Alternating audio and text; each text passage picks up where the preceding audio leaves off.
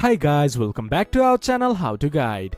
Today in this video I'm going to show you how to add your personal information in MelBet.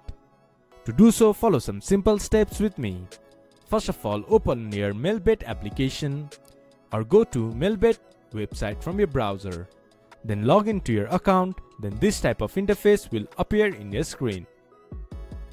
From the top right corner of the screen, you can see a profile icon.